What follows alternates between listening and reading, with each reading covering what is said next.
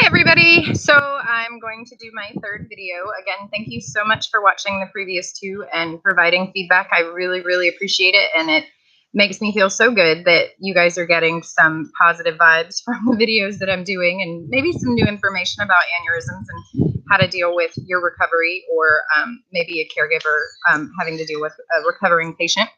Anyway, so today we're going to talk about what it feels like to go back to work. Once you've been through the euphoria stage with your family and your friends and running around doing things and realizing that yes, you can still do the laundry, and yes, you can still pay the bills, and you can walk and go out to dinner, and your life's kind of getting into a normal routine, but it's not balanced yet because you haven't gone back into the workforce. So going back to work, when I went back to work, I was released for part-time. And prior to my surgery, I was working somewhere between 40 and 60 hours a week, just depended on what projects were going on and what needed to get done, and what, timelines I had. So I went back to work part-time. I think I was allowed to work 20 or 25 hours a week at first. And when I went back to work, I was happy to go back to work. I was like, okay, I still have a purpose. I can still provide this lifestyle for my family. And, I'm ready to get back into it again. Very ambitious person. So let's do it. So I went back to work, and I found out very quickly, a lot of people are happy to see you, and that's wonderful. But a lot of people want to know your story, and you find yourself telling it over and over and over again. You could be in the middle of doing 6 spreadsheets to cover a budget, and somebody taps on your little wall and says, hey, how are you? I want to hear what happened, so on and so on. So your story really, it follows you, even though you feel like you've conquered it and it's back here and you're recovered and life goes on.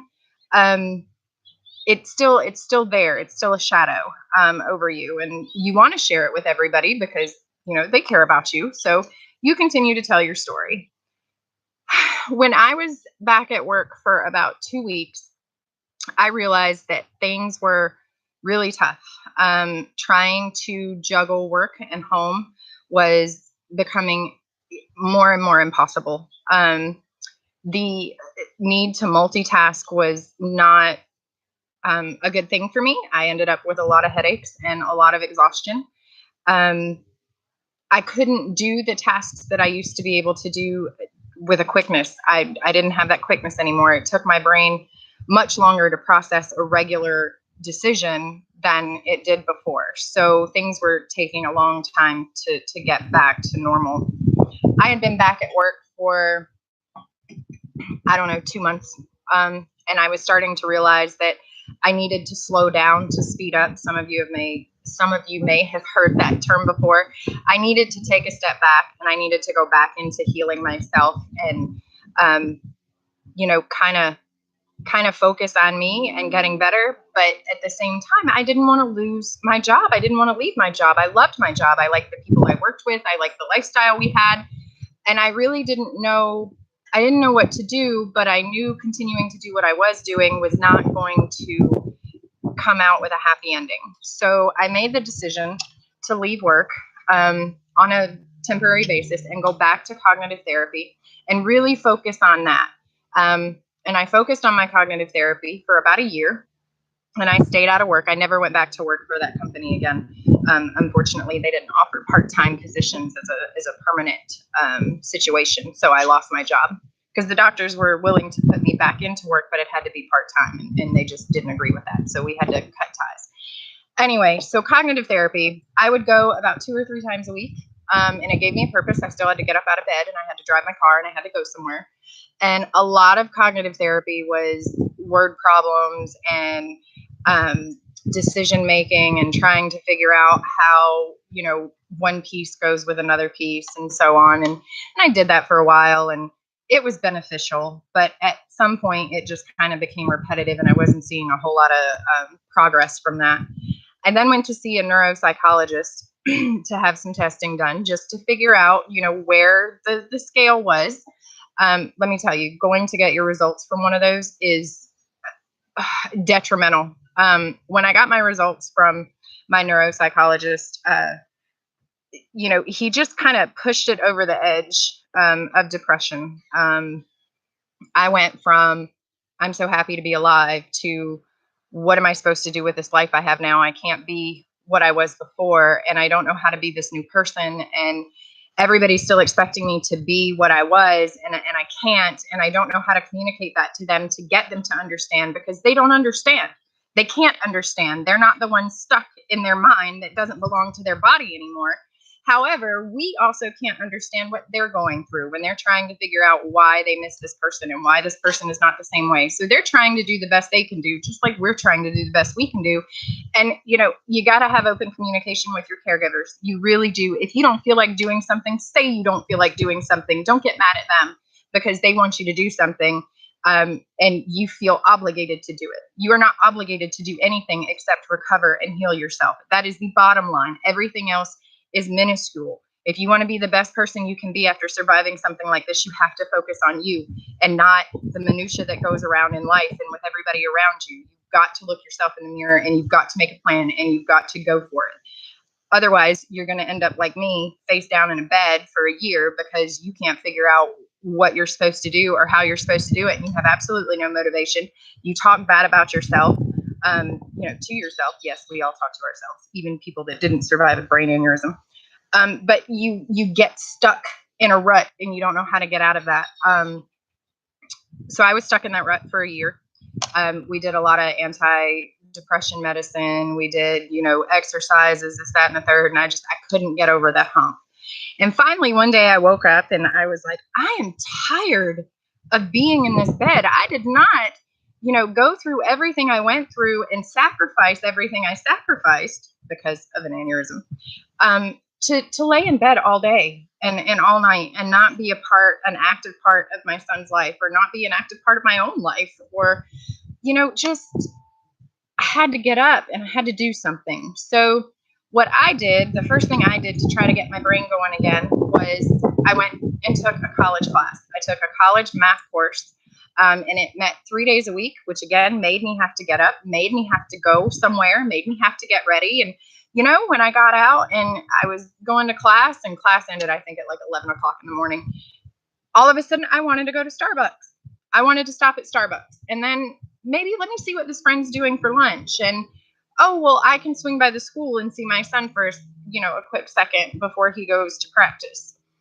So it just kind of started to come together and to come full circle. And I'm not telling you that you're not still going to have your bad days where you just want to lay in bed and you just don't feel right, or you have a headache, or maybe you get a spot in your vision and it just sends you into anxiety. And those days are okay to have. It is okay to have those days, and it is okay to curl up with a blanket and just live that way for a day. Just don't get stuck there. When you get stuck there and you get stuck with all the why questions, why did this happen to me? Why didn't it go the way it was supposed to? Why didn't the doctors listen to me? When you get stuck in those whys, you're putting yourself backwards, 10 steps every time you ask why. We may never know why. Nobody that I'm aware of on God's green earth can tell me why this had happened to me. If you can meet somebody that can tell you that, please share it with me, because I'd love to know. But nobody can tell you why. So eventually you'll get an answer to why. When you stop asking, something will come to you that satisfies that need to know why.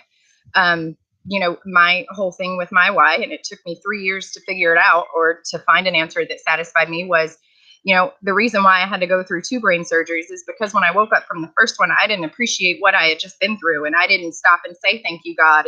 And I'm grateful to be able to still be here. I didn't do those things. And, that's my satisfying answer to why. Is it right? I don't know. I'll know when I get up there, and maybe I can ask him, maybe I can't, but I'm not going to continue to live my life in why. It's just not productive. So, I went to the math class. I was successful with that, thankfully. And then I decided I was going to go to work part-time again. And I found a job at a pain clinic, and I was there for about a year. They had hired me to write their policies and procedures, but I ended up being a receptionist for them, which was fine. It was okay. I think I worked 3 days a week for like 4 hours or 5 hours a day or something like that. We parted ways because I had trouble getting along with other coworkers. So the impulsivity, once you have damage to your frontal lobe, is a serious thing. it was really easy for me to tell somebody off fairly quickly if they had said something that had offended me. So it just didn't work out. So then I went and I worked for a local hospital as a registration person. And I did that for 2 years. And then the same thing happened again, the impulsivity and not being able to get along well with others. So I came out completely due to the migraines being a continual issue, the different medications that they were going to put me on and had me on, and the side effects that went with that. So that's my story. I haven't worked anywhere, I believe, since 2012, I think. And luckily, I was able to get Social Security benefits, and I had a long-term disability plan at the job I had when I got sick. So just real quick, 2 more minutes, I guess. I'm going to update you guys on the new aneurysm that I have. So the new aneurysm that I have was discovered in November during my annual scan. I have a 2-millimeter aneurysm directly behind my left eye. So again, internal carotid artery. The surgeon that I have, which is the same one from before, would like to wait and scan me every 3 months and see if it grows to 3 millimeters. And if it grows to 3 millimeters, then he recommends coiling it. I understand where he's coming from with that, and I've looked at all my options. And because of the past that I have with the ruptured aneurysm and knowing what havoc these things can cause, waiting is something that just causes massive anxiety to me, and I needed to get a second opinion. So I contacted Mayo Clinic in Minnesota, and I sent all my medical records to them. And I have an appointment with their cerebral vascular neurologist, along with one of their top neurosurgeons, on April 4th. So myself and my dad are going to travel there and see what they have to say, and see if there's a plan that doesn't, need me to wait any longer, and see what's best for me. So if you ever have somebody tell you they need to cut your brain open and you have enough time to get a second opinion, do that. Do what makes you comfortable. If your instinct is different than what your surgeons are saying, then there's nothing wrong with going for a second opinion. And if that surgeon says the same thing your surgeon did, okay, fine. You did your homework. So that's pretty much it today. I don't know anything about the new aneurysm or what Mayo is going to want to do until I have those appointments. So I will keep you updated on that. And I hope everybody has a wonderful day, and I hope you are all well. And again, thank you so, so, so much for listening to my videos. I really appreciate you. Take care. I'm sorry to cut you